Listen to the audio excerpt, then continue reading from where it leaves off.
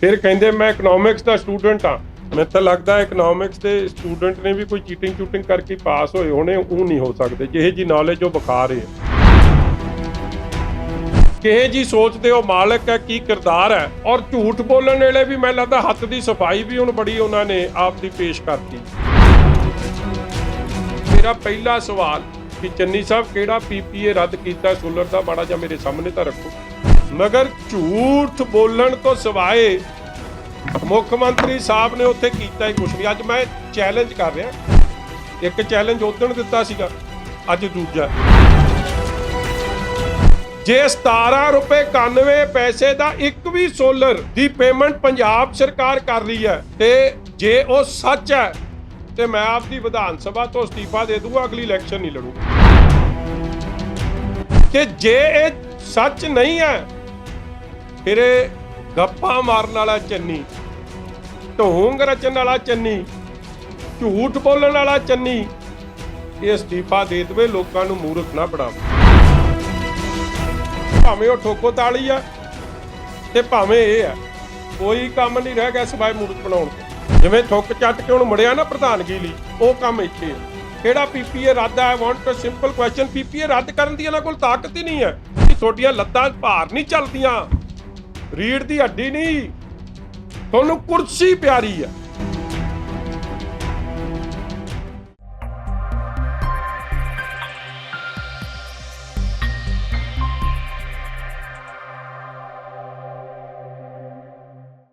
ਸਾਰਿਆਂ ਦਾ ਬਹੁਤ ਬਹੁਤ ਧੰਨਵਾਦ ਜੀ। ਅੱਜ ਇੱਕ ਬੜੇ ਅਹਿਮ ਮੁੱਦੇ ਨੂੰ ਲੈ ਕੇ ਤੁਹਾਡੇ ਰੂਬਰੂ ਹੋ ਰਹੇ ਹਾਂ ਕਿ ਜਿਹੜੇ ਮੌਜੂਦਾ ਮੁੱਖ ਮੰਤਰੀ ਸਾਹਿਬ ਨੇ, ਮੈਨੂੰ ਨਹੀਂ ਸਮਝ ਆਉਂਦੀ ਮੈਂ ਉਹਨਾਂ ਲਈ ਕਿਹੜੇ ਲਫ਼ਜ਼ ਵਰਤਾਂ। ਉਹਨਾਂ ਨੇ ਇੱਕ ਇੰਟਰਵਿਊ ਦਿੱਤੀ ਤੇ ਉਸ ਇੰਟਰਵਿਊ 'ਚ ਕਿਹਾ ਮੈਂ PhD ਕੀਤੀ ਆ, ਉਹ ਤਾਂ ਸਭ ਨੂੰ ਪਤਾ ਸੀ, ਫੇਲ ਹੋ ਗਏ ਸੀ। ਫਿਰ ਕਹਿੰਦੇ ਮੈਂ ਇਕਨੋਮਿਕਸ ਦਾ ਸਟੂਡੈਂਟ ਹਾਂ ਤੇ ਪੋਲੀਟੀਕਲ ਸਾਇੰਸ ਦਾ ਸਟੂਡੈਂਟ ਹਾਂ।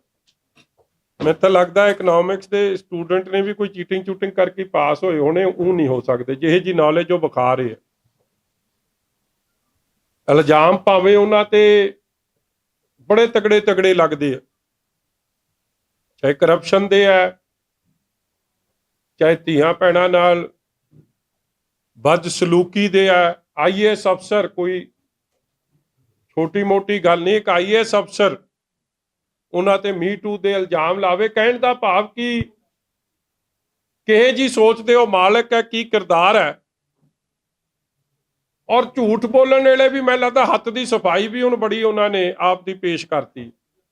ਆਹ ਪੋਸਟਰ ਉਹ ਗਲੀ ਗਲੀ ਲਾ ਰਹੇ ਆ, ਬਿਜਲੀ ਸਮਝੌਤੇ ਕਹਿੰਦੇ ਰੱਦ ਕਰਤੇ, ਕਰੋੜਾਂ ਰੁਪਈਆ ਇਸ ਤੇ ਖਰਚ ਹੋ ਰਿਹਾ ਹੈ ਕਿ ਬਿਜਲੀ ਸਮਝੌਤੇ ਰੱਦ ਹੈ। ਠੀਕ ਹੈ ਜੀ, ਕਿਸੇ ਪਿੰਡ ਚਲੇ ਜਾਓ, ਕਿਸੇ ਸ਼ਹਿਰ ਚਲੇ ਜਾਓ, crores of rupees R being spent on this act. ਹੁਣ ਇਹਨੂੰ ਹੱਥ ਦੀ ਸਫਾਈ ਤੇ ਨਾ ਕਵਾਂ ਤੇ ਕੀ ਕਵਾਂ। ਇਹ ਬਿੱਲ ਆਇਆ ਜੀ ਵਿਧਾਨ ਸਭਾ ਦੇ ਅੰਦਰ, ਔਰ ਵਿਧਾਨ ਸਭਾ ਦੇ ਅੰਦਰ ਜਿਹੜਾ ਬਿੱਲ ਆਇਆ, ਕਿਉਂਕਿ ਸਾਨੂੰ ਤਾਂ ਬੜੀ ਸਕੀਮ ਨਾਲ ਕੱਢਤਾ, ਕਿਉਂਕਿ ਚਿੱਠੀ ਵੀ ਥੱਲਿਓਂ ਲਿਖ ਕੇ ਗਈ ਸੀ ਹੁਣ ਇਹਨਾਂ ਨੂੰ ਕੱਢ ਦਿਓ ਕਿਉਂਕਿ ਮੈਂ ਝੂਠ ਬਹੁਤ ਬੋਲਣਾ। ਇਹਦੇ 'ਚ ਕੀ ਕਹਿ ਰਿਹਾ ਪੰਜਾਬ, ਅੱਜ ਮੈਂ ਇਕੱਲਾ ਇੱਕ ਦੀ ਗੱਲ ਕਰੂੰ, ਮੈਂ PPA ਦੀ ਜਿੱਥੇ ਗੱਲ ਕਰ ਰਿਹਾ ਮੈਂ ਅੱਜ ਰਿਨਿਊਏਬਲ એનર્ਜੀ ਦੀ ਗੱਲ ਕਰੂੰ। ਔਰ ਇਸ ਲਈ ਇਕੱਲੀ ਰਿਨਿਊਏਬਲ એનર્ਜੀ ਦੀ ਗੱਲ ਕਰ ਰਿਹਾ ਕਿਉਂਕਿ ਦੋ ਬਿੱਲ ਆਏ ਸੀ, ਸੋਲਰ ਵਾਲੀ ਅੱਡ ਕਰੂੰਗਾ ਤੇ ਥਰਮਲ ਵਾਲੀ ਅੱਡ ਕਰੂੰਗਾ। ਮਗਰ ਅੱਜ ਦਾ ਕਿਉਂਕਿ ਇਹ ਬੜਾ ਲੰਮਾ ਚੌੜਾ ਕਾਗਜ਼ ਮੈਂ ਤੁਹਾਡੇ ਕੋਲ ਲੈ ਕੇ ਆਇਆ, ਇਕੱਲੀ ਸੋਲਰ ਦੀ ਕਰੂੰ। ਇਹਦੇ 'ਚ ਕਹਿੰਦੇ Punjab renewable energy security reform termination and redetermination of power tariff bill. ਆਪ ਹੀ ਲਿਖਤਾ ਕਿ ਰੀਨੈਗੋਸ਼ੀਏਟ ਕਰਨ ਦੀ ਲੋੜ ਹੈ, ਕੈਂਸਲੇਸ਼ਨ ਨਹੀਂ ਹੈ। ਮੇਰਾ ਪਹਿਲਾ ਸਵਾਲ ਕਿ ਚੰਨੀ ਸਾਹਿਬ ਕਿਹੜਾ PPA ਰੱਦ ਕੀਤਾ ਸੋਲਰ ਦਾ, ਮਾੜਾ ਜਿਹਾ ਮੇਰੇ ਸਾਹਮਣੇ ਤਾਂ ਰੱਖੋ। ਫਿਰ ਵੇਖੋ ਝੂਠ ਕਿੰਨਾ ਬੋਲਦੇ ਨੇ।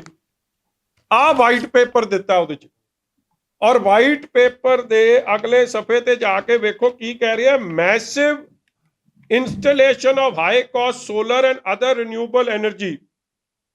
ਕਹਿੰਦੇ ਜੀ ਸੋਲਰ ਦੇ ਜਿਹੜੇ ਪ੍ਰੋਜੈਕਟ ਸੀ ਉਹ 17 ਰੁਪਏ 91 ਪੈਸੇ ਤੇ ਦਿੱਤੇ ਗਏ ਆ। ਇਹ ਉਹਨਾਂ ਦੇ ਬਿਆਨ ਨੇ ਵਿਧਾਨ ਸਭਾ ਦੇ ਅੰਦਰ, ਪਵਿੱਤਰ ਸਦਨ ਦੇ ਅੰਦਰ, ਜੇ ਸਦਨ ਦੇ ਵਿੱਚ ਲੋਕਾਂ ਦੇ ਭਲੇ ਲਈ ਕੋਈ ਕਾਨੂੰਨ ਬਣਦਾ ਔਰ ਸੱਚ ਬੋਲਣਾ ਬੜਾ ਜ਼ਰੂਰੀ ਹੁੰਦਾ। ਔਰ ਮੈਂ ਸਮਝਦਾ ਮੁੱਖ ਮੰਤਰੀ ਦੀ ਤਾਂ ਬੜੀ ਵੱਡੀ ਜ਼ਿੰਮੇਵਾਰੀ ਹੁੰਦੀ ਹੈ ਕਿ ਉਹ ਲੋਕਾਂ ਨੂੰ ਝੂਠ ਨਾ ਬੋਲੇ, ਮਗਰ ਝੂਠ ਬੋਲਣ ਤੋਂ ਸਿਵਾਏ ਮੁੱਖ ਮੰਤਰੀ ਸਾਹਿਬ ਨੇ ਉੱਥੇ ਕੀਤਾ ਹੀ ਕੁਛ ਨਹੀਂ। ਅੱਜ ਮੈਂ ਚੈਲੰਜ ਕਰ ਰਿਹਾ, ਇੱਕ ਚੈਲੰਜ ਉਦੋਂ ਦਿੱਤਾ ਸੀਗਾ, ਅੱਜ ਦੂਜਾ।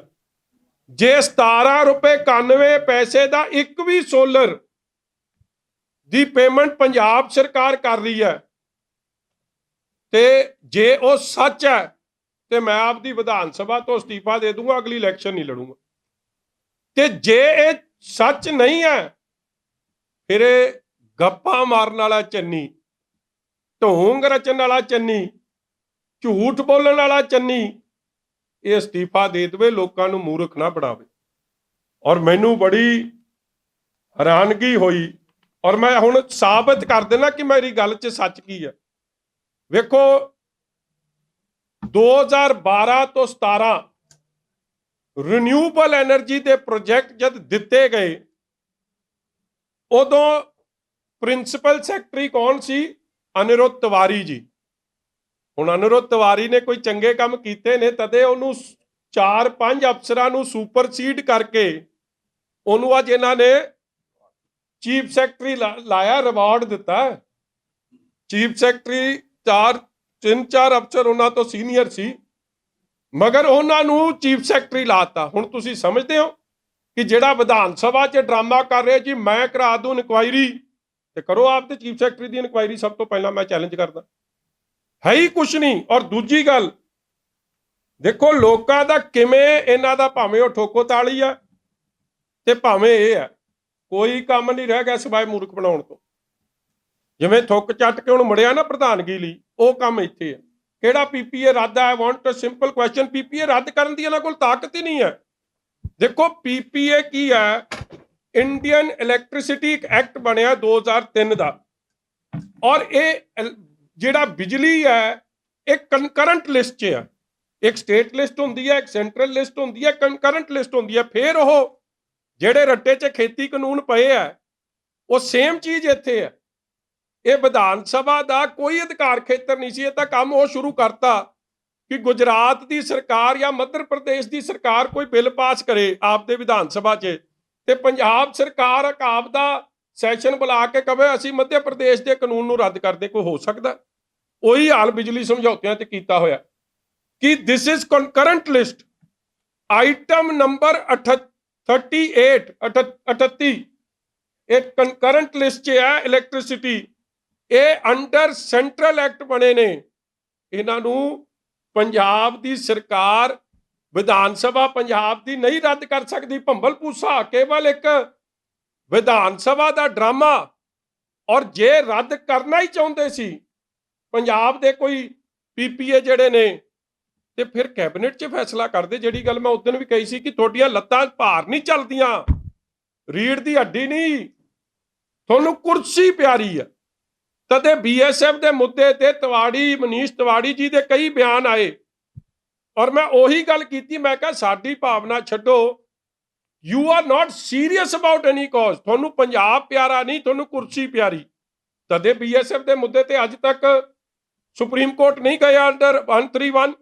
ਔਰ ਉਹੀ ਹਾਲ ਬਿਜਲੀ ਸਮਝੌਤਿਆਂ 'ਚ ਹੋ ਰਿਹਾ।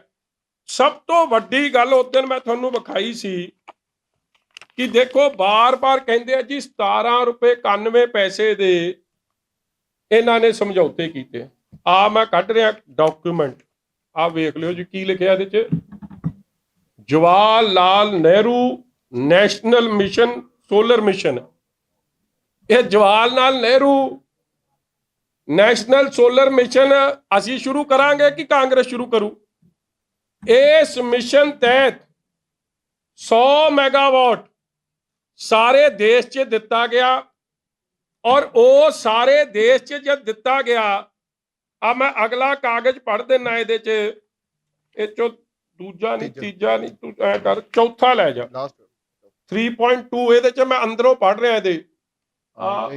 ਆ ਕਹਿੰਦਾ the initial list of projects considered for registration shall be prepared based on projects fulfilling above conditions considering principle of first come first serve।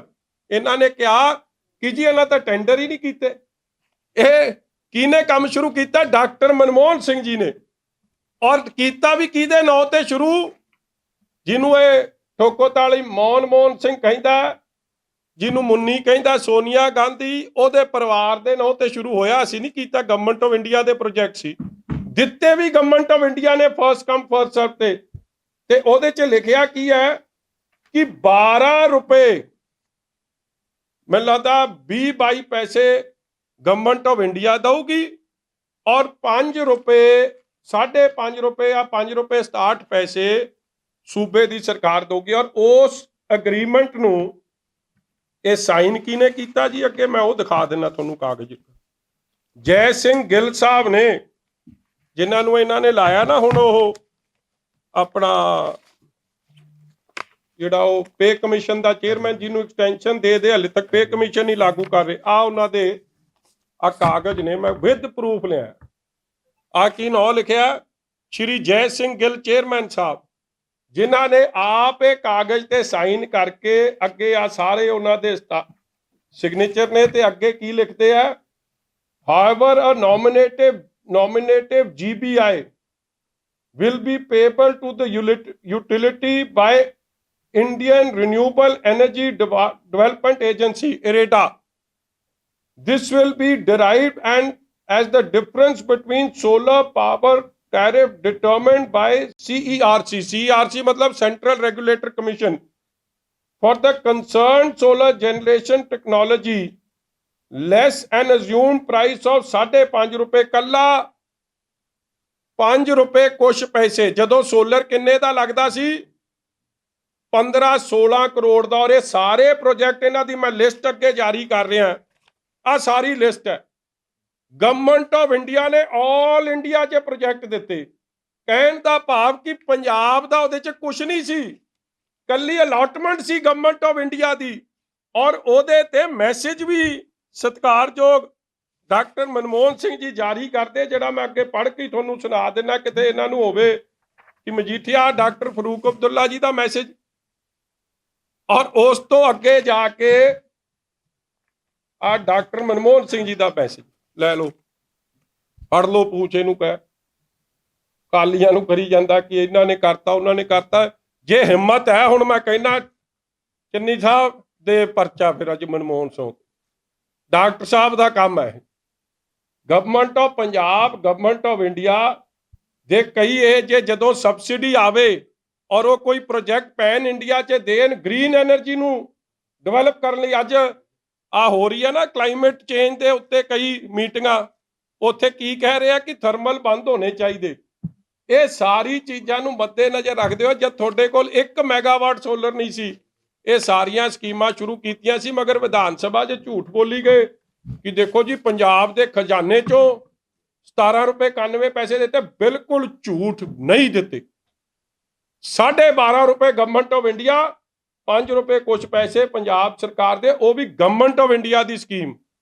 ਲੋਕਾਂ ਨੇ ਸਿੱਧੇ ਅਪਲਾਈ ਕੀਤਾ ਔਰ ਐਲੋਕੇਸ਼ਨ ਵੀ ਦਿੱਲੀ ਨੇ ਕੀਤੀ। ਅਗਲੀ ਗੱਲ ਮੈਂ ਤੁਹਾਨੂੰ ਦਿਖਾ ਦਿਆਂ, ਆ ਵੇਖ ਲਓ। ਉਸ ਦਿਨ ਵੀ ਮੈਂ ਵਿਖਾਈ ਸੀ, ਉਸ ਦਿਨ ਫੋਟੋ ਲੱਭਦੀ ਨਹੀਂ ਸੀ ਚੱਜ ਨਾਲ। ਆ ਜਿਹੜਾ ਠੋਕੋਤਾਲੀ ਹੈ ਨਾ, ਆ ਦੇਖੋ ਕਿੱਡਾ ਖੁਸ਼ ਹੋਣ ਡਿਆ।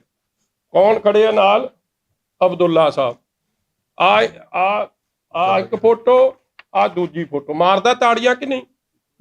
ਪੀਪੀਏ ਆ ਤੁਸੀਂ ਪੜ੍ਹ ਲਓ। ਆ ਇੱਥੇ ਅਲਾਟਮੈਂਟ ਦਾ ਨਾਂ ਹੈ ਜੀ, ਅਜ਼ਿਓਰ ਪਾਵਰ। ਆ ਇੱਥੇ ਨੀ ਪੱਥਰ, ਐਨ ਪੜ੍ਹ ਲਿਓ ਸਾਰਾ ਕੁਝ। ਐਨ ਚਾਹੂੰਗੇ ਤੇ ਵੀਡੀਓ ਵੀ ਦੇ ਦੂੰਗਾ। ਨਾਲੇ ਭੰਗੜਾ ਹੀ ਪਾਉਂਦਾ ਗਿਆ ਸੀ ਇਹ, ਐਵੇਂ ਕਿਤੇ ਜਿਵੇਂ ਅੱਜ ਕੱਲ੍ਹ ਰੁੱਸ ਕੇ ਬਹਿ ਜਾਂਦਾ ਨਾ, ਉਹੋ ਜਿਹਾ ਕੰਮ ਨਹੀਂ। ਆ ਸਾਰੇ ਡਾਕੂਮੈਂਟਸ ਮੇਰੇ ਕੋਲ ਤਾਂ ਐਡਾ ਵੱਡਾ ਕਾਗਜ਼ ਹੈ ਕਿ ਇਹਨਾਂ ਤੋਂ ਜਵਾਬ ਇੱਕ ਗੱਲ ਦਾ ਨਹੀਂ ਆਉਣਾ, ਕਿਉਂਕਿ ਸਾਰੀ ਅਲਾਟਮੈਂਟ ਪੇਜ ਬਾਈ ਪੇਜ ਸਾਰੇ ਆਲ ਇੰਡੀਆ ਦੀ ਅਲਾਟਮੈਂਟ ਸੀ। ਔਰ under Jawahar Lal Nehru renewable mission ਇਹ ਅਲਾਟਮੈਂਟ ਹੋਈ ਸੀ। ਮੈਂ ਅਗਲੀ ਗੱਲ ਕਹਿਣਾ ਕੀ ਚਾਹੁੰਦਾ ਜੀ, ਇਹਦੇ 'ਚ ਦੇਖੋ ਸੋਲਰ ਉਦੋਂ ਲੱਗਿਆ ਕਿਉਂ? ਅੱਜ ਇਹ ਸਾਰਾ ਕੁਝ ਜੋ ਹੋ ਰਿਹਾ ਨਾ, ਪੀਪੀਏ ਦਾ ਰੱਦ ਕੋਈ ਨਹੀਂ ਕੀਤਾ। ਇੱਕ ਕਰਪਸ਼ਨ ਦਾ ਨਵਾਂ ਵੱਡਾ ਇਹ ਕੇਂਦਰ ਬਣਾ ਰਹੇ। ਇਲੈਕਸ਼ਨ ਆਈ ਹੈ, ਇਹ ਜਾਣ ਬੁੱਝ ਕੇ ਪ੍ਰਾਈਵੇਟ ਇਨਵੈਸਟਰ ਨੂੰ ਡਰਾਉਂਦੇ ਆ, ਮਾਹੌਲ ਬਣਾਉਂਦੇ ਆ, ਕਿਉਂਕਿ ਮੁੱਖ ਮੰਤਰੀ ਦਾ ਕਿਹਾ ਦੇਖੋ ਉਸ ਗੱਲ ਤੇ ਬੜਾ ਅਸਰ ਹੁੰਦਾ। ਜਿਹਨੇ ਇਨਵੈਸਟਮੈਂਟ ਕੀਤੀ ਹੈ ਉਹ ਘਬਰਾ ਜਾਂਦਾ ਇਸ ਗੱਲ ਤੋਂ ਕਿ ਮੇਰੀ ਇਨਵੈਸਟਮੈਂਟ ਹੋਈ ਹੈ, ਮੇਰਾ ਔਰ ਅਗਰੀਮੈਂਟ ਹੋਇਆ ਕਿਹਦੇ ਨਾਲ ਹੈ, ਐਨ ਪਾਰਦਰਸ਼ੀ ਤਰੀਕੇ ਨਾਲ। ਇੱਕ ਰੇਟ ਹੈ, ਗਵਰਨਮੈਂਟ ਆਫ ਇੰਡੀਆ ਜਿਹੜੀ ਇਹਨਾਂ ਦੀ ਰੈਗੂਲੇਟਰੀ ਬਾਡੀ ਹੈ ਉਹ ਡਿਸਾਈਡ ਕਰਦੀ ਹੈ। ਉਸ ਰੈਗੂਲੇਟਰੀ ਬਾਡੀ ਤੋਂ ਪੰਜਾਬ ਦੀ ਰੈਗੂਲੇਟਰੀ ਬਾਡੀ ਅਡਾਪਟ ਕਰਦੀ ਹੈ ਤੇ ਰਿਵਰਸ ਬਿਡਿੰਗ ਕਰਾਉਂਦੀ ਹੈ। ਅੱਜ ਤੱਕ ਇੱਕ ਕੇਸ ਵੀ ਕੋਰਟ 'ਚ ਚੈਲੰਜ ਨਹੀਂ ਹੋਇਆ, ਨਾਟ ਈਵਨ ਵਨ ਕੇਸ, ਔਰ ਐਨ ਪਾਰਦਰਸ਼ੀ ਤਰੀਕੇ ਨਾਲ ਹੋਏ। ਔਰ ਅੱਜ ਇਹੀ ਕਾਰਨ ਹੈ ਕਿ ਜਦ ਕਿਸੇ ਨੇ ਹਜ਼ਾਰਾਂ ਕਰੋੜ, ਔਰ ਮੈਂ ਤੁਹਾਨੂੰ ਇਹ ਵੀ ਦੱਸਣਾ ਚਾਹੁੰਦਾ ਕਿ ਸੋਲਰ 'ਚ ਇਨਵੈਸਟਮੈਂਟ ਕਿੰਨੀ ਆਈ, ਅੱਜ ਤੱਕ ਪੰਜਾਬ 'ਚ ਉਨੀ ਇਨਵੈਸਟਮੈਂਟ ਨਹੀਂ ਆਈ। $1 ਬਿਲੀਅਨ ਆਲਮੋਸਟ 6000 ਕਰੋੜ ਰੁਪਈਆ ਦੇਸ਼ ਦੇ ਦੁਨੀਆ ਦੇ ਕੋਨੇ-ਕੋਨੇ ਤੋਂ ਆ ਕੇ ਲੋਕਾਂ ਨੇ ਸੋਲਰ 'ਚ ਇਨਵੈਸਟ ਕੀਤਾ। ਔਰ ਇਨਵੈਸਟ ਕਿੱਥੇ ਕੀਤਾ? ਬਾਰਡਰ ਤੇ ਕੋਈ ਇੰਡਸਟਰੀ ਲੱਗ ਰਹੀ ਹੈ? ਨਹੀਂ। ਸਭ ਤੋਂ ਜੇ ਅੱਜ ਕੋਈ 1000 ਕਰੋੜ ਰੁਪਏ ਦੀ ਇਨਵੈਸਟਮੈਂਟ ਬਾਰਡਰ ਤੇ ਹੋਈ, ਫੋਰਨ ਇਨਵੈਸਟਰਸ ਨੇ ਕੋਈ 600 ਕਰੋੜ ਇਹਦੇ 'ਚ ਇਨਵੈਸਟ ਕੀਤਾ ਅੱਡ, ਔਰ NRIs ਨੇ ਵੀ ਇਹਦੇ 'ਚ ਕੋਈ 1500 ਕਰੋੜ ਦੀ ਇਨਵੈਸਟਮੈਂਟ ਕੀਤੀ। ਟੋਟਲ ਜੇ ਮੈਂ ਐਡ ਕਰਾਂ ਰੂਫਟਾਪ ਸੋਲਰ ਤੇ ਸਾਰਾ ਕੁਝ ਲਾ ਕੇ 6000 ਕਰੋੜ ਦੀ ਇਹਦੇ 'ਚ ਇਨਵੈਸਟਮੈਂਟ ਹੋਈ ਹੈ। ਔਰ ਅੱਜ ਜਿੰਨੇ ਵੀ ਇਹ ਕਲਾਈਮੇਟ ਚੇਂਜ ਦੇ ਮੁੱਦੇ ਤੇ ਡਿਸਕਸ਼ਨ ਹੋ ਰਹੀ ਹੈ ਉਹ ਕੀ ਕਹਿ ਰਹੇ ਆ ਕਿ ਰੀਨਿਊਏਬਲ એનર્ਜੀ ਨੂੰ ਇਨਕਰੇਜ ਕਰੋ। RPO ਆਬਲੀਗੇਸ਼ਨਸ ਨੇ ਕਿ ਜਿੰਨੀ ਪਾਵਰ ਪ੍ਰੋਡਿਊਸ ਹੁੰਦੀ ਹੈ ਉਹਦੇ 'ਚ ਤੁਹਾਡਾ ਇੰਨਾ ਰੀਨਿਊਏਬਲ ਸੋਰਸਸ ਤੋਂ ਪਾਵਰ ਚਾਹੀਦੀ ਹੈ, ਨਹੀਂ ਤਾਂ ਤੁਹਾਨੂੰ ਪੈਨਲਟੀ ਲੱਗੂ। ਉਹ ਕਾਗਜ਼ ਵੀ ਮੇਰੇ ਕੋਲ ਸਾਰੇ ਇੱਥੇ ਆ, ਤੁਹਾਡੇ ਤੋਂ ਵੇਖੇ ਨਹੀਂ ਜਾਣੇ। ਸਾਰੇ ਕਾਗਜ਼ ਤੁਹਾਡੇ ਸਾਹਮਣੇ ਰੱਖ ਦੂੰਗਾ ਕਿ ਆ ਆਬਲੀਗੇਸ਼ਨ ਤਹਿਤ ਜਿਹੜਾ ਨਹੀਂ ਲਾਉਂਦਾ ਸੀ ਉਹਨੂੰ ਉਹਦੇ ਤੇ ਜੁਰਮਾਨਾ ਲੱਗਦਾ ਸੀ। ਔਰ ਤੁਸੀਂ ਵੇਖੋ ਜਦ ਅਸੀਂ ਸੋਲਰ ਲਵਾਏ, ਅੱਜ ਮੈਂ ਐਗਜ਼ਾਮਪਲ ਦੇ ਤੌਰ ਤੇ ਦੱਸਣਾ ਚਾਹੁੰਦਾ ਕਿ ਕੋਈ 6000 ਕਰੋੜ ਦੀ ਇਨਵੈਸਟਮੈਂਟ ਆਈ, ਕੋਈ 4500 ਏਕੜ ਉਸ ਏਰੀਏ 'ਚ ਮਾਲਵੇ 'ਚ ਜਿੱਥੇ ਸੇਮ ਦਾ ਪ੍ਰੋਬਲਮ ਸੀ, ਜਿੱਥੇ ਲੋਕਾਂ ਦੀ ਜ਼ਮੀਨਾਂ 'ਚ ਫਸਲ ਨਹੀਂ ਹੋ ਰਹੀ ਸੀ, ਉਹਨੂੰ ਉਸ ਵੇਲੇ ਐਡਵਾਂਸ ਚੈੱਕ ਕਰਾਈ ਜਦੋਂ ਨੋ ਇਨਕਮ ਸੀ ਜ਼ਮੀਨ 'ਚੋਂ 50000 ਰੁਪਈਆ ਉਹਨੂੰ ਪਰ ਏਕੜ ਐਡਵਾਂਸ ਚੈੱਕ ਮਿਲਦਾ ਸੀਗਾ, ਔਰ 6% ਉਹਦੇ ਤੇ ਐਸਕੇਲੇਸ਼ਨ ਮਿਲਦੀ ਸੀ ਪ੍ਰਾਈਵੇਟ ਕੰਪਨੀ ਦੀ। ਕੋਈ 4000 ਬੰਦਾ ਡਾਇਰੈਕਟਲੀ ਇਨਡਾਇਰੈਕਟਲੀ ਇਹਦੇ 'ਚ ਇੰਪਲੋਇਮੈਂਟ ਹੋਈ ਹੈ। ਤੇ ਜੇ 25 ਸਾਲ ਦਾ ਤੁਸੀਂ ਦੇਖੋ ਉਹਦਾ ਰਿਕਾਰਡ, ਇੱਕ ਕਿਸਾਨ ਨੂੰ ਜੇ 50000 ਰੁਪਈਆ ਉਹਨੂੰ ਪਹਿਲੇ ਸਾਲ 'ਚ ਮਿਲ ਰਿਹਾ, ਜੇ ਤੁਸੀਂ ਜਾ ਕੇ ਉਹਦਾ ਅਖੀਰ ਤੇ ਸਾਲ ਤੱਕ ਦਾ ਸਾਰਾ ਕੱਢੋ 25 ਸਾਲਾਂ ਨੂੰ, ਉਹਨੂੰ ਘੱਟੋ ਘੱਟ ਨਹੀਂ ਤਾਂ ਮੈਨੂੰ ਜੋ ਕੈਲਕੂਲੇਸ਼ਨ ਆਈ ਹੈ ਕੋਈ 1.5 ਕਰੋੜ ਰੁਪਈਆ ਇੱਕ ਕਿਸਾਨ ਨੂੰ 5 ਮੈਗਾਵਾਟ 'ਚ 1 ਮੈਗਾਵਾਟ 'ਚ 5 ਏਕੜ ਜ਼ਮੀਨ ਪਿੱਛੇ 1.5 ਕਰੋੜ ਰੁਪਈਆ ਮਿਲਣਾ। ਦੱਸੋ ਕਿਹੜੀ ਅਸ਼ੋਰਡ ਇਨਕਮ ਹੈ 1.5 ਕਰੋੜ ਦੀ ਕਿਸੇ ਕਿਸਾਨ ਨੂੰ ਪਤਾ ਲੱਗ ਜਾਏ ਕਿ ਅਗਲੇ 25 ਸਾਲ ਤੱਕ ਮੇਰੀ ਅਸ਼ੋਰਡ ਹੈ। ਔਰ ਜਿਹੜੀ 50000 ਤੋਂ ਸ਼ੁਰੂ ਹੋਈ ਹੈ 25ਵੇਂ ਸਾਲ ਉਹਦੀ ਜੋ ਠੇਕਾ ਜ਼ਮੀਨ ਦਾ ਉਹ 2.5 ਲੱਖ ਰੁਪਏ ਏਕੜ ਹੋਣਾ। ਮੇਰਾ ਜਿਹੜਾ ਕਹਿਣ ਦਾ ਭਾਵ ਹੈ ਕਿ ਜੇ ਇਹ ਕੁਛ ਸ਼ਰਾਰਤ ਕਰਦੇ ਆਪਦੀ ਕਰਪਸ਼ਨ ਵਾਸਤੇ, ਠੱਗੀ ਠੋਰੀ ਵਾਸਤੇ, ਕਿਸਾਨ ਵੀ ਇਫੈਕਟ ਹੋਊ, ਕਲੀਨ ਐਨਰਜੀ ਵੀ ਇਫੈਕਟ ਹੋਊ, ਔਰ ਰੀਨਿਊਏਬਲ ਐਨਰਜੀ ਜਿਹੜੀ ਇੱਕ ਆਬਲੀਗੇਸ਼ਨ ਹੈ ਸੈਂਟਰ ਵੱਲੋਂ ਉਹਦੇ ਤੇ ਵੀ ਬਹੁਤ ਵੱਡਾ ਇੱਕ ਗਿਰਾਵਟ ਆਊਗੀ ਜਿਹਦੀ ਪੈਨਲਟੀਜ਼ ਲੱਗਣੀਆਂ ਨੇ। ਇਸ ਲਈ ਜਿਹੜਾ ਮੁੱਖ ਮੰਤਰੀ ਉੱਠ ਕੇ ਅੰਦਰ ਐਵੇਂ ਝੂਠ ਤੇ ਝੂਠ ਬੋਲੀ ਜਾਵੇ ਔਰ ਲੋਕਾਂ ਨੂੰ ਗੁੰਮਰਾਹ ਕਰਨ ਦੀ ਕੋਸ਼ਿਸ਼ ਕਰੇ, ਮੇਰਾ ਅੱਜ ਤੁਹਾਨੂੰ ਕੁਝ ਕਾਗਜ਼ ਵਿਖਾਉਣ ਦਾ ਮਕਸਦ ਇਹੀ ਸੀ that these were all under national solar mission ਤਹਿਤ ਜਵਾਹਰ ਲਾਲ ਨਹਿਰੂ ਦੇ ਨਾਂ ਤੇ scheme C, started by doctor Manmohan Singh ji and Farooq Abdullah ਜੀ ਨੂੰ। ਇਹ ਸਭ ਨੂੰ ਇਹਨਾਂ ਦੇ ਕੰਮ ਕੀਤੇ ਤੇ ਦੂਜਿਆਂ ਤੇ ਮੜਨ ਦੀ ਕੋਸ਼ਿਸ਼ ਕੀਤੀ ਜਾ ਰਹੀ। ਤੁਸੀਂ ਕੋਈ ਸਵਾਲ ਪੁੱਛ ਰਹੇ ਹੋ ਦੱਸ ਦਿਓ ਜੀ।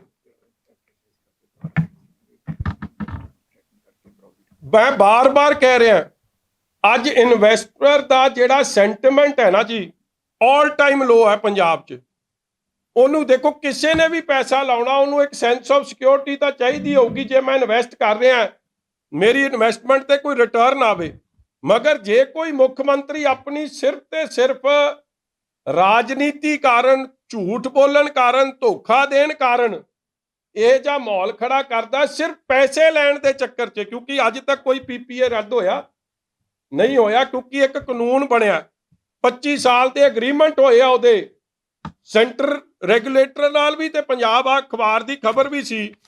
ਇਹਨਾਂ ਨੇ ਕੋਈ ਪਾਵਰ ਪਲਾਂਟ ਪਤਾ ਨਹੀਂ ਕਿੱਥੋਂ ਦੇ, ਤਾਂ ਭਾਵੇਂ ਥਰਮਲ ਦੀ ਮੈਂ ਗੱਲ ਕਰਦਾ, ਸਾਰੇ ਸਟੇ ਹੋ ਗਏ, ਹਲੇ ਟ੍ਰਿਬਿਊਨਲ ਦੀ ਸਟੇ ਹੋ ਗਏ। ਇਸ ਲਈ ਇਹ ਸਾਰਾ ਕੁਝ ਜਿਹੜਾ ਇਹ ਝੂਠ ਬੋਲਣ ਦੀ ਕੋਸ਼ਿਸ਼ ਕਰ ਰਿਹਾ, ਇਹ ਕੇਵਲ ਤੇ ਕੇਵਲ ਜਿਹੜਾ 18 ਨੁਕਤਾ ਪ੍ਰੋਗਰਾਮ ਆਪਦਾ ਲੋਕਾਂ ਦੇ ਅੱਗੇ ਸਾਬਤ ਕਰਨ ਦੀ ਕੋਸ਼ਿਸ਼ 'ਚ ਕਿ ਅਸੀਂ ਕੰਮ ਸਹੀ ਕਰ ਰਹੇ, ਝੂਠ ਬੋਲ ਕੇ ਕੰਮ ਚਲਾਉਣਾ ਚਾਹੁੰਦੇ ਔਰ ਕੁਝ ਨਹੀਂ। ਔਰ ਮੈਂ ਤਾਂ ਸਮਝਦਾ ਆ ਮੁੱਖ ਮੰਤਰੀ ਸਾਹਿਬ ਦੀ ਫੋਟੋ ਲਾਈਏ ਤਾਂ ਬਣੂ ਵੱਡਾ ਐਕਟਰ, ਇਹ ਕਰੂ ਠੋਕੋ ਤਾਲੀ ਨੂੰ ਵੀ ਫੇਲ।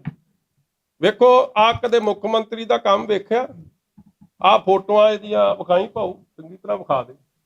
ਫੋਟੋ ਸ਼ੂਟ ਚੱਲ ਰਹੀ ਹੈ, ਕਿਸਾਨ ਮਰ ਰਿਹਾ, ਮੁਲਾਜ਼ਮ ਧਰਨਾ ਦੇ ਰਿਹਾ, ਕੱਚਾ ਮੁਲਾਜ਼ਮ ਪੱਕਾ ਹੋਣਾ ਚਾਹੁੰਦਾ, ਦਲਿਤ ਭਰਾਵਾਂ ਦੀ ਆਪ ਦੀ ਸ਼ਡਿਊਲ ਕਾਸਟ ਭਾਈਚਾਰੇ ਦੀ ਆਪ ਦੀਆਂ ਪ੍ਰੋਬਲਮਾਂ ਨੇ, ਕਿਸੇ ਨੂੰ ਪੈਨਸ਼ਨ ਨਹੀਂ ਮਿਲ ਰਹੀ, ਕਿਸੇ ਨੂੰ ਨੌਕਰੀ ਨਹੀਂ ਮਿਲ ਰਹੀ, ਤੇ ਮੁੱਖ ਮੰਤਰੀ ਸਾਹਿਬ ਨੂੰ ਐਡਾ ਟਾਈਮ ਹੈ ਕਿ ਇਹ ਫੋਟੋ ਸ਼ੂਟ ਆ। ਮੈਨੂੰ ਕਿਸੇ ਨੇ ਦੱਸਿਆ ਕਿ ਘੱਟੋ ਘੱਟ 5-7 ਘੰਟੇ ਲਾਏ, ਕਿਉਂਕਿ ਥੋੜਾ ਫੇਅਰ ਐਂਡ ਲਵਲੀ ਵੀ ਮਤਲਬ ਮੇਕਅਪ ਵੀ ਹੋਇਆ ਸੀ ਇੱਥੇ, ਕੰਮ ਥੋੜਾ ਮਤਲਬ ਕੀ ਕੁਝ ਕਰਦੇ ਫਿਰਦੇ, ਦੱਸੋ ਕਿਹੜਾ ਡਰਾਮਾ ਰਚਿਆ। ਔਰ ਦੇਖੋ ਇਸੇ ਤਰ੍ਹਾਂ ਇਸ਼ਤਿਹਾਰ ਉਹ ਪੈਟਰੋਲ ਦਾ ਵੀ ਦਿੱਤਾ ਸੀ ਕਿ ਜੀ ਅੱਜ ਪੰਜਾਬ ਦਾ ਡੀਜ਼ਲ ਤੇ ਪੈਟਰੋਲ ਦਾ ਰੇਟ ਸਭ ਤੋਂ ਸਸਤਾ। ਸਾਰੀ ਅਖਬਾਰਾਂ ਨੇ, ਸਾਰੀ ਚੈਨਲਾਂ ਨੇ ਅਗਲੇ ਦਿਨ ਪੋਲ ਖੋਲਤੀ, ਆ ਵੀ ਪੋਲ ਖੋਲੀ ਆ। This is only N attempt ਲੋਕਾਂ ਨੂੰ ਬੁੱਧੂ ਬਣਾਉਣ ਦਾ, ਮੂਰਖ ਬਣਾਉਣ ਦਾ। ਔਰ ਮੈਂ ਅਖੀਰ 'ਚ ਕਹਿ ਸਕਦਾ, ਮੁੱਖ ਮੰਤਰੀ ਸਾਹਿਬ ਇਧਰ ਹੀ ਬੇਸਮਝ ਨੇ, ਨਾ ਸਮਝ ਨੇ, ਦੰਭ ਨੇ, ਜਾਂ ਲੋਕਾਂ ਨੂੰ ਮੂਰਖ ਬਣਾਉਣਾ ਚਾਹ ਰਹੇ। ਇਹ ਤਾਂ ਸਮਾਂ ਹੌਲੀ ਹੌਲੀ ਦੱਸ ਹੀ ਦਊਗਾ। ਔਰ ਉਹੀ ਸ਼ੱਕ ਪੈ ਰਿਹਾ ਕਿ ਜਿਵੇਂ PhD 'ਚ ਫੇਲ ਹੋਈ ਸੀ ਇਕਨੋਮਿਕ ਦੇ ਸਟੂਡੈਂਟ ਵੀ, ਕਿਤੇ ਇਸ ਤਰ੍ਹਾਂ ਦੀ ਇਕਾਨਮੀ ਇਹ ਚਲਾਉਣ ਲੱਗ ਗਏ ਤੇ ਪੰਜਾਬ ਦਾ ਰੱਬ ਰਾਖਾ। ਫਿਰ ਉਹ ਨਾਲ ਜਿਹੜੇ ਖਜ਼ਾਨਾ ਮੰਤਰੀ ਹੈ, ਪੌਣੇ 5 ਸਾਲ ਕੱਢਤੇ ਉਹਨੇ, ਕਹਿੰਦਿਆਂ ਨੇ ਖਜ਼ਾਨਾ ਖਾਲੀ। ਔਰ ਜਿਹੜੇ ਉਹ ਠੋਕੋ ਤਾਲੀ ਆ, ਉਹ ਰੋਜ਼ ਭਾਸ਼ਣ ਦਿੰਦਾ, ਦੇਖੋ ਜੀ 3 ਲੱਖ ਕਰੋੜ ਦਾ ਖਰਚਾ ਪੈ ਗਿਆ, ਕਹਿੰਦਾ ਹੈ ਹੀ ਕੋਈ ਪ੍ਰੋਬਲਮ ਨਹੀਂ, ਚੱਕ ਦਿਓ ਫੱਟੇ, ਕੋਈ ਪ੍ਰੋਬਲਮ ਹੀ ਨਹੀਂ। ਕੌਣ ਸੱਚਾ ਹੁਣ? ਇਸ ਦਾ ਰਾਈਟ ਬੈਠਾ ਬੰਦਾ ਸਹੀ ਬੋਲ ਰਿਹਾ ਕਿ ਖੱਬੇ ਹੱਥ ਬੈਠਾ ਸਹੀ ਬੋਲ ਰਿਹਾ, ਜਾਂ ਵਿਚਕਾਰ ਲੱਗ ਸਹੀ ਬੋਲ ਰਿਹਾ? ਇਹ ਹਾਲਾਤ ਬਣੇ ਪੰਜਾਬ ਦੇ। ਹਾਂਜੀ ਆ ਸੱਚ ਮੈਂ ਉਹ ਵੀ ਦੱਸ ਦਿਆਂ, ਆ ਇੱਥੇ ਇੱਕ ਕਾਗਜ਼ ਹੋਰ ਸੀ,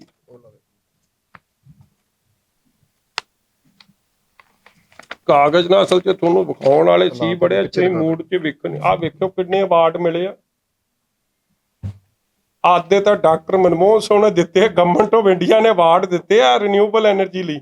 10 ਲਿਖਿਆ ਮੈਨੂੰ ਲੱਗਦਾ, ਆਦਰਲੇ ਪਾਸੇ ਵੇਖੀ। ਹਾਂਜੀ 10 ਅਵਾਰਡ। ਇਸੇ ਕਰਕੇ ਜਿਹੜਾ ਸਾਡਾ ਬੰਦਾ ਅਨੁਰੁੱਧ ਤਿਵਾਰੀ ਜੀ, ਉਹਨੂੰ ਲਾਇਆ ਚੀਫ ਸੈਕਟਰੀ, ਤੇ ਉੱਥੇ ਚਲਾਤਾ ਭੰਬਲ ਭੂਸਾ, ਮੈਂ ਐਂ ਕਰ ਦੂੰ, ਮੈਂ ਉਹ ਕਰ ਦੂੰ, ਕੇਵਲ ਤੇ ਕੇਵਲ ਪੈਸੇ ਲੈਣ ਲਈ। ਸਭ ਤੋਂ ਪਹਿਲਾਂ ਪਰਚਾ ਤਾਂ ਇੱਥੇ ਦੇਣਾ ਪੈਣਾ ਚੀਫ ਸੈਕਟਰੀ ਤੇ। ਫਿਰ ਲਾਇਆ ਕਿਉਂ ਜੇ ਏਡਾ ਮਾੜਾ ਸੀ? ਸੋ ਇਹ ਬੜੀ ਸੋਚਣ ਵਿਚਾਰਨ ਵਾਲੀਆਂ ਗੱਲਾਂ ਨੇ ਕਿ ਇਹ ਸਾਰੀ ਐਕਸਰਸਾਈਜ਼ ਇਨਵੈਸਟਰ ਨੂੰ ਡਰਾਉਣ ਵਾਸਤੇ, ਲੋਕਾਂ ਨੂੰ ਮੂਰਖ ਬਣਾਉਣ ਵਾਸਤੇ। ਔਰ 1 ਰੁਪਏ 22 ਪੈਸੇ ਇਹ ਲੈਵੀਜ਼ ਇਕੱਠਾ ਕਰਦੇ ਇੱਕ ਯੂਨਿਟ ਪਿੱਛੇ। ਸਭ ਤੋਂ ਵੱਧ ਹੈਵੀਲੀ ਟੈਕਸਡ ਕੋਈ ਯੂਨਿਟ ਬਿਜਲੀ ਦਾ ਹੈ ਤੇ ਪੰਜਾਬ 'ਚ ਇੱਕ ਜੇਬ 'ਚੋਂ ਲੈਂਦੇ ਆ, ਦੂਜੇ 'ਚੋਂ ਕਹਿੰਦੇ ਛੱਡਤਾ। ਮਗਰ ਛੱਡਿਆ ਕਾਹਦੇ ਲਈ ਹੈ?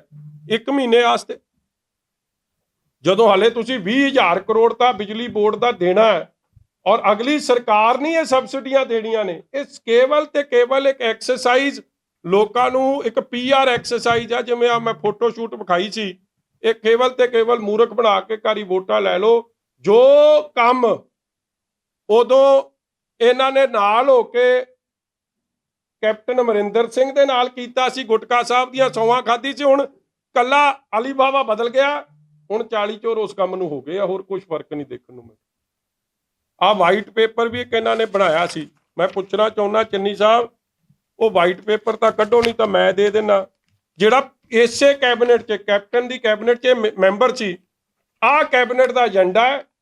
ਏਜੰਡਾ ਨੰਬਰ 2, ਬਿਜਲੀ ਵਿਭਾਗ ਦੇ ਯਾਦ ਪੱਤਰ ਮਿਤੀ 7 ਮਾਰਚ 21 ਤੇ ਵਿਚਾਰ ਵਟਾਂਦਰੇ ਉਪਰੰਤ ਇਸ ਦੇ ਪੂਰਾ ਵਿੱਚ ਪੈਰਾ ਵਿੱਚ ਦਰਜ ਤਜਵੀਜ਼ ਮਨਜ਼ੂਰ ਕੀਤੀ ਗਈ। ਉਹ ਕਿਹੜੀ ਮਨਜ਼ੂਰ ਕੀਤੀ ਗਈ? Council of ministers is requested to approve the draft of white paper on power sector of Punjab placed at annexure B and further authorize honorable chief minister Punjab to make changes in the final draft paper। ਇਹ white paper ਮੈਂ ਜਾਰੀ ਕਰ ਦੇਣਾ। ਜਿਹੜਾ ਚੰਨੀ ਸਾਹਿਬ ਨੇ ਤਾਂ 2 ਕਰਤੇ, ਇੱਕ ਚੋਣ ਨੂੰ ਮੱਦੇ ਨਜ਼ਰ ਰੱਖਦੇ ਆ, ਇੱਕ ਪਹਿਲਾਂ ਕੈਬਨਿਟ ਦੇ ਹਿੱਸੇ ਹੁੰਦੇ ਆ। ਇਹ ਕੀਤਾ ਸੀ ਇਹਨਾਂ ਨੇ ਮਾਰਚ ਦੇ ਮਹੀਨੇ ਬਣਾਇਆ ਸੀ, ਜਿਹੜਾ ਲਈ ਫਿਰਦੇ। ਇਹ ਵੀ ਕੱਢ ਦਿਓ, ਕੋ ਤੁਹਾਨੂੰ ਲੱਗ ਜੂ ਪਤਾ ਕਿ ਕਿਹੜਾ ਅਸਲੀ ਵਾਈਟ ਪੇਪਰ ਹੈ ਤੇ ਕਿਹੜਾ ਚੁਣਾਵ ਨੂੰ ਵੇਖ ਕੇ ਵਾਈਟ ਪੇਪਰ ਜਾਰੀ ਹੋਇਆ। ਉਹਦੇ 'ਚ ਕਿਹਾ ਵੀ ਕੀ ਆ, ਮੈਂ ਉਸ ਦਿਨ ਵੀ ਕਾਗਜ਼ ਦੱਸੇ ਸੀ, ਆ ਵੀ ਵਿਖਾ ਦੇ ਕਿ ਵਕੀਲਾਂ ਦੇ ਇਹਨਾਂ ਨੇ ਰਾਏ ਮੰਗੀ ਸੀ। ਔਰ ਵਕੀਲ ਕੌਣ ਸੀ? ਚਿਦੰਬਰਮ ਸਾਹਿਬ, ਕਪਿਲ ਸਿੱਬਲ ਜੀ, MG ਰਾਮਚੰਦਰਨ ਤੇ ਇੱਕ ਇਹਦੇ 'ਚ ਹੋਰ ਵਕੀਲ ਸਾਹਿਬ ਲਿਖੇ ਸੀ, ਅਭਿਸ਼ੇਕ ਮਨੂ ਸਿੰਘਵੀ ਜੀ। ਇਹਨਾਂ ਦੀ ਰਾਏ ਵੀ ਦੱਸ ਦਿਓ ਕੀ ਆਈ ਸੀ, ਕਿਉਂਕਿ ਪਹਿਲਾਂ ਤਾਂ ਤੁਸੀਂ ਉਸ ਕੈਬਨਿਟ ਦੇ ਹਿੱਸੇ ਸੀ ਜਿਹਨੇ ਇਹ ਸਾਰਾ ਕੁਝ ਅਪਰੂਵ ਕੀਤਾ। ਸੋ ਮੇਰਾ ਕਹਿਣ ਦਾ ਭਾਵ ਕੱਲਾ ਇੱਕ ਹੈ, ਦਿਸ ਇਜ਼ ਆਲ ਚੁਣਾਵੀ ਸਟੰਟ ਚੱਲ ਰਿਹਾ, ਹੋਰ ਕੁਝ ਨਹੀਂ ਜੀ। ਤੁਹਾਡੇ ਕੋਈ ਸਵਾਲ ਜੀ? ਸਰ, ਸੀਐਮ ਪੰਜਾਬ ਵੱਲੋਂ ਕਿਹਾ ਗਿਆ ਹੈ ਕਿ ਲੋਕਲਸ ਨੂੰ ਪ੍ਰਾਇੋਰਟੀ ਦੇਣਗੇ, ਚਾਹੇ ਸਰਕਾਰੀ ਜੌਬ ਹੋਵੇ ਪ੍ਰਾਈਵੇਟ ਜੌਬ ਹੋਵੇ, ਤੁਸੀਂ ਕਿਸ ਤਰ੍ਹਾਂ ਵੇਖਦੇ?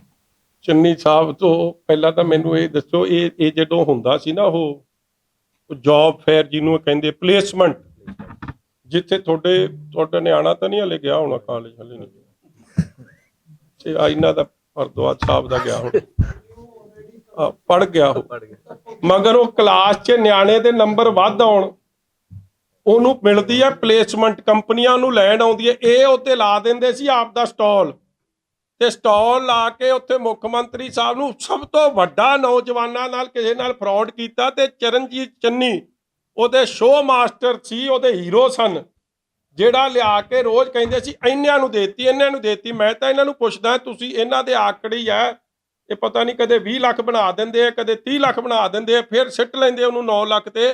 ਉਹਨੂੰ ਇਹ ਦੱਸ ਦਿਓ ਕਿ ਉਹ 'ਚ SC ਭਾਈਚਾਰੇ ਨੂੰ ਵੀ ਹਿਸਾਬ ਨੂੰ ਰਿਜ਼ਰਵੇਸ਼ਨ ਰੱਖੀ ਸੀ ਕਿ ਨਹੀਂ ਰੱਖੀ ਸੀ। ਇਹਨਾਂ ਨੂੰ ਜਵਾਬ ਨਹੀਂ ਆਉਣਾ, ਅਗਲਾ ਕੋਈ ਨੌਕਰੀ ਨਹੀਂ ਦੇਣੀ ਇਹਨਾਂ ਨੇ।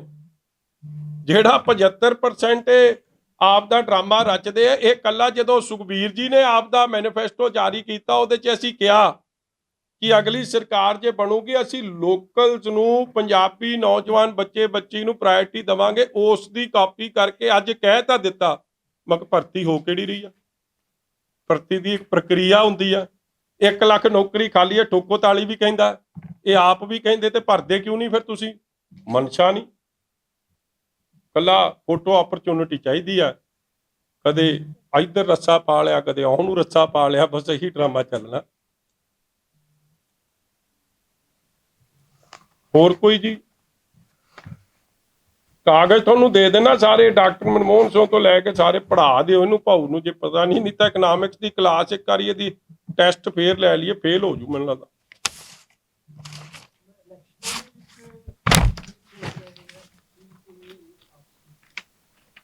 ਉਹ ਕੱਲ ਤੁਸੀਂ ਇੱਕ ਚੌਧਰੀ ਸਾਹਿਬ ਆਏ ਆ, ਜਿਨ੍ਹਾਂ ਦਾ ਧਿਆਨ ਰਾਜਸਥਾਨ 'ਚ ਤਾਂ ਲੱਗਦਾ ਨਹੀਂ, ਮੈਨੂੰ ਲੱਗਦਾ ਗਲੋਤ ਇਹਨੂੰ ਵੜਨ ਨਹੀਂ ਦਿੰਦਾ ਉੱਥੇ।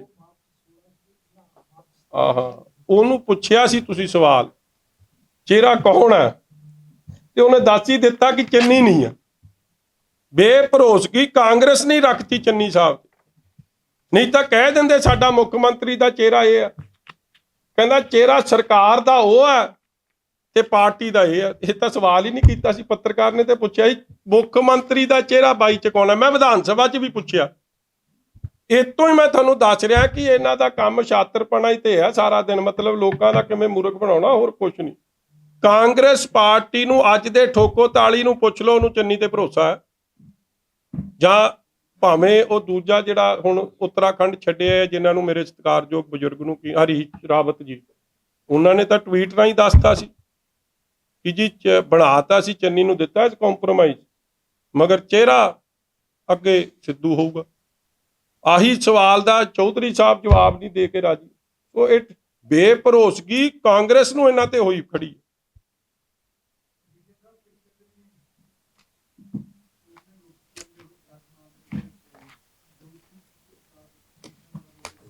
ਹੂੰ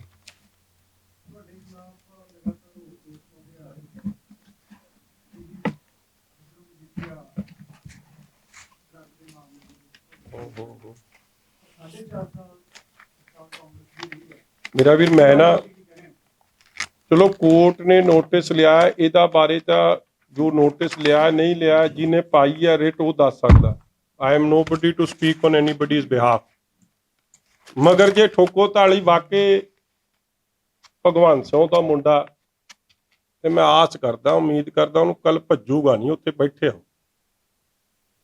ਨਹੀਂ ਤਾਂ ਫਿਰ ਉਹੀ ਗੱਲ ਹੈ, ਬਾਗ ਠੋਕੋ ਤਾਲੀ ਬਾਗ, ਮੈਂ ਤਾਂ ਇਹੀ ਕਹੂੰਗਾ।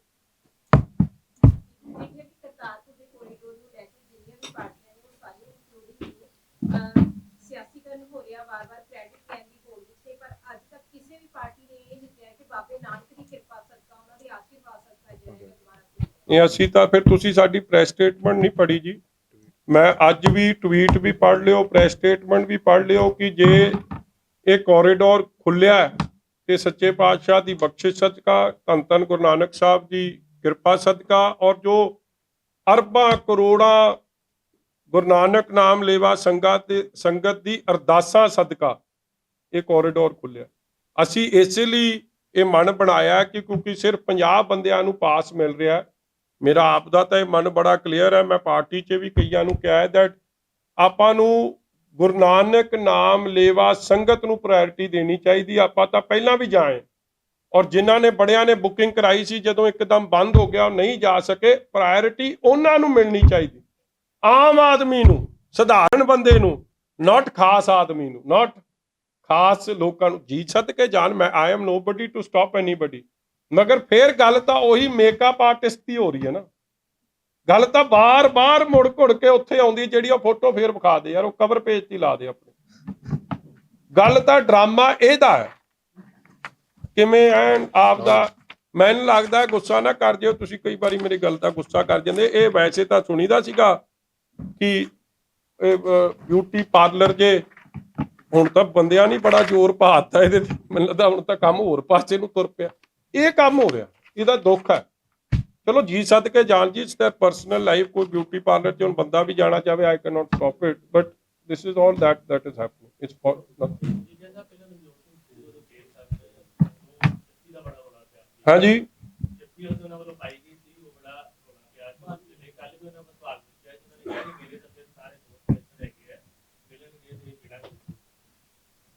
ਨਹੀਂ ਦੇਖੋ ਇਹਦੇ 'ਚ ਤਾਂ ਹੁਣ ਭਰਾ ਤੇਰਾ ਜੀ ਆ ਜੇ ਕਿਸੇ ਨੂੰ ਜੱਫੀ ਪਾਉਣ ਨੂੰ ਤੇ ਕੋਈ ਰੋਕ ਸਕਦਾ? ਹੁਣ ਮੈਂ ਕੀ ਕਹਿ ਸਕਦਾ ਉਹਦੇ ਬਾਰੇ? ਤੈਨੂੰ ਉਹਦੀ ਆਦਤਾਂ ਦਾ ਪਤਾ, ਹਰਕਤਾਂ ਦਾ ਪਤਾ, ਤੇ ਉਹਨੇ ਘੁੱਟ ਕੇ ਉਹਨੂੰ ਜੱਫੀ ਪਾਉਣੀ ISI ਦੇ ਚੀਫ ਨੂੰ, ਤੈਨੂੰ ਵੀ ਪਤਾ ਤੇ ਮੈਨੂੰ ਵੀ ਪਤਾ, ਤੇ ਆਪਾਂ ਕੀ ਉਹਦੇ ਤੇ ਟਿੱਪਣੀ ਕਰਕੇ ਕਰਾਂਗੇ? ਯਾਰ ਠੀਕ ਹੈ, ਦੇਖੋ ਇਹ ਤਾਂ ਤੁਸੀਂ ਐਜ਼ ਭਾਰਤ ਵਾਸੀ, ਦੇਸ਼ ਵਾਸੀ, ਅਸੀਂ ਸਾਰੇ ਹੀ ਮਹਿਸੂਸ ਕਰਦੇ ਹਾਂ ਕਿ ਜਿਹੜਾ ਇੱਕ ISI ਜਾਂ ਉਹ ਪਾਕਿਸਤਾਨੀ ਫੌਜ, ਮੈਂ ਲੋਕਾਂ ਦੀ ਗੱਲ ਨਹੀਂ ਕਰਦਾ, ਦੇयर इज अ ਕਲੀਅਰ ਡਿਸਟਿੰਕਸ਼ਨ ਕਿ ਜਿਨ੍ਹਾਂ ਨੇ ਇੰਨੇ ਲੋਕ ਆਪਣੇ ਬਾਰਡਰ ਤੇ ਆਪਣੇ ਪੰਜਾਬੀ ਨੌਜਵਾਨ ਬੱਚਿਆਂ ਨੂੰ ਸ਼ਹੀਦ ਕੀਤਾ, ਉਹੋ ਜਿਹੇ ਬੰਦੇ ਨੂੰ ਜਾ ਕੇ ਇਸ ਤਰੀਕੇ ਨਾਲ ਜੱਫੀ ਪਾਉਣੀ ਠੀਕ ਹੈ ਕਿ ਨਹੀਂ ਠੀਕ ਹੈ, ਤਾਂ ਤੁਸੀਂ ਵੀ ਸਮਝਦੇ ਹੋ, ਔਰ ਉਹੀ ਭਾਵਨਾ ਮੇਰੀ ਹੈ। ਕੈਪਟਨ ਅਮਰਿੰਦਰ ਸਿੰਘ ਡਰੇ ਨੇ ਕਹਿੰਦੇ 12:08 ਤੇ ਮੈਂ ਟਵੀਟ ਕੀਤਾ, ਉਸ ਤੋਂ ਬਾਅਦ 1:37 ਦੇ ਉੱਤੇ ਅਮਿਤ ਸ਼ਾਹ ਦਾ ਟਵੀਟ ਆ ਗਿਆ, ਕਹਿੰਦੇ ਮੇਰੇ ਸਦਕਾ ਇਹ ਲੰਘਾ। ਬਹੁਤ ਧੰਨਵਾਦ ਹੈ ਜੀ ਇਹਨਾਂ ਸਾਰਿਆਂ। ਕਿਤੇ ਦੇਖ ਲਿਓ 12:07 ਤੇ 55 ਸੈਕਿੰਡ ਤੇ ਨਾ ਕਿਸੇ ਦਾ ਆ ਗਿਆ ਹੋਵੇ, ਇਹੀ ਕਹਿ ਰਹੇ ਹੋ ਨਾ, 12:08 ਤੇ ਉਹਨਾਂ ਦਾ ਆਇਆ। ਇਸ ਲਈ ਸੰਗਤ ਨੂੰ ਕ੍ਰੈਡਿਟ ਹੈ ਜੀ, ਹੋਰ ਕਿਸੇ ਦਾ ਕ੍ਰੈਡਿਟ ਨਹੀਂ, ਗੁਰੂ ਸਾਹਿਬ ਨੂੰ ਬਖਸ਼ਿਸ਼ ਹੈ, ਔਰ ਮੈਂ ਇਸ ਤੋਂ ਗਾ ਕੀ ਕਹਿ ਸਕਦਾ। ਚੰਗੀ ਗੱਲ ਹੈ, ਲਾਂਘਾ ਖੁੱਲਾ ਰਵੇ। ਹੁਣ ਸਰ, ਮੁੱਖ ਮੰਤਰੀ ਸਾਹਿਬ ਤੇ ਕਿਸਾਨਾਂ ਦੀ ਮੀਟਿੰਗ ਹੁਣੇ ਹੋਈ ਹੈ, ਤੇ ਕੁਝ ਦੇਰ ਪਹਿਲਾਂ ਮੀਟਿੰਗ ਖਤਮ ਹੋਈ ਹੈ, ਤੇ ਕਿਹਾ ਜਾ ਰਿਹਾ ਕਿ 18 ਮੰਗਾਂ ਸੀਗੀਆਂ, 17 ਪੂਰੀ ਮੰਨ ਲਿੱਤੀਆਂ ਗਈਆਂ ਨੇ। ਜਿਹੜੇ ਮੁਆਵਜ਼ਾ, ਜਿਹੜੇ ਨਰਮੇ ਦੀ ਫਸਲ ਖਰਾਬ ਹੋਈ ਸੀਗੀ, 12,000 ਤੋਂ ਵਧਾ ਕੇ 17,000 ਕਰ ਦਿੱਤੀ ਗਈ। 18 ਚੋਂ ਇੱਕ ਮੰਗ ਜਿਹੜੀ ਇਹਨਾਂ ਨੇ ਗੁਟਕਾ ਸਾਹਿਬ ਹੱਥ 'ਚ ਫੜ ਕੇ ਗੁਰੂ ਗੋਬਿੰਦ ਸਿੰਘ ਜੀ ਮਹਾਰਾਜ ਦੀ ਉਹ ਪਵਿੱਤਰ ਧਰਤੀ ਸਾਬੂ ਕੇ ਤਲਵੰਡੀ ਤੇ ਖਲੋ ਕੇ ਸਹੁੰ ਖਾਦੀ ਸੀ, ਪੂਰਨ ਕਰਜ਼ਾ ਮਾਫੀ, ਖੁਦਕੁਸ਼ੀ ਪਰਿਵਾਰਾਂ ਨੂੰ 10 ਲੱਖ ਔਰ ਉਹਨਾਂ ਦਾ ਪੂਰਾ ਕਰਜ਼ਾ ਮਾਫ। ਕੀ ਉਹ ਮੰਗ ਮੰਗੀ ਗਈ ਹੈ ਕਿ ਨਹੀਂ ਮੰਨੀ? ਚੰਨੀ ਕਹਿੰਦੇ ਪਹਿਲੀ ਵਾਰ ਜਿਹੜਾ ਉਹਨਾਂ ਦਾ ਪੂਰਾ ਕਰਜ਼ਾ ਮਾਫ ਕਰਨ ਤੋਂ ਬਾਅਦ 10 ਲੱਖ ਮਦਦ ਦੇਣ ਤੋਂ ਬਾਅਦ ਇੱਕ ਸਰਕਾਰੀ ਨੌਕਰੀ ਆਖੀ ਗਈ ਸੀ, ਕੀ ਉਹ ਮੰਨੀ ਗਈ ਕਿ ਨਹੀਂ ਮੰਨੀ ਗਈ? ਬਾਕੀ ਮੰਗਾਂ ਇਹ ਅੱਜ ਦੀਆਂ ਨੇ। ਉਹ ਮੁਆਵਜ਼ੇ 'ਚ ਇਹਨਾਂ ਨੇ ਕਿਹਾ ਸੀ ਅਸੀਂ 50,000 ਦੇਵਾਂਗੇ, ਜੇ ਘੱਟ ਦੇ ਰਹੇ ਆ ਕਿਉਂ ਨਹੀਂ ਦੇ ਰਹੇ ਪੂਰਾ? ਦੂਜੀ ਗੱਲ, ਡੀਏਪੀ ਕਿਉਂ ਨਹੀਂ ਮਿਲ ਰਹੀ? ਡੀਏਪੀ ਤੇ ਕਾਲਾ ਬਾਜ਼ਾਰੀ ਦੇ ਰੋਜ਼ ਰੌਲੇ ਪੈ ਰਹੇ ਆ, ਡੁਪਲੀਕੇਟ ਡੀਏਪੀ, ਨਕਲੀ ਡੀਏਪੀ ਵਿਕ ਰਹੀ ਆ, ਬੀਜਾਂ ਦਾ ਰੌਲਾ ਪੈ ਰਿਹਾ। ਇਹ ਸਾਰੇ ਮੁੱਦੇ ਨੇ ਯਾਰ। ਸੀਐਮ ਚੰਨੀ ਕਹਿੰਦੇ ਕਿਸਾਨ ਨੇ ਪਹਿਲੀ ਵਾਰ ਕਿਹਾ ਕਿ ਇਹੋ ਜਿਹਾ ਮੁੱਖ ਮੰਤਰੀ ਕੋਈ ਬਣਿਆ ਜਿਹੜਾ ਕਿਸਾਨ ਨਾਲ ਦੀ ਗੱਲ ਸਮਝਦਾ ਹੋਵੇ। ਕਹਿੰਦੇ ਉਹਨਾਂ ਨੇ ਬਹੁਤ ਖੁਸ਼ੀ ਪ੍ਰਗਟ ਕੀਤੀ। ਮੀਆਂ ਮਿੱਠੂ ਜੀ ਨੇ ਨਾ, ਮੀਆਂ ਮਿੱਠੂ ਨੇ, ਮੈਂ ਤਾਂ ਉਹ ਵੀਡੀਓ ਵੇਖੀ ਜਦੋਂ ਕਿਸਾਨ ਬਾਰ ਮੁਰਦਾਬਾਦ ਕਰਦੇ ਸੀ। ਉਹ ਤਾਂ ਕਿਸਾਨ ਕਰਦੇ ਸੀ, ਇਹਦਾ ਵਸ ਚੱਲਦਾ ਇਹਨੇ ਕਹਿ ਦੇਣਾ ਜਿੰਦਾਬਾਦ ਕਰਦੇ। ਉਹਨੇ ਇਹਦੇ ਦਾ ਕੀ ਜਵਾਬ ਦਊਂਗੇ? Thank you.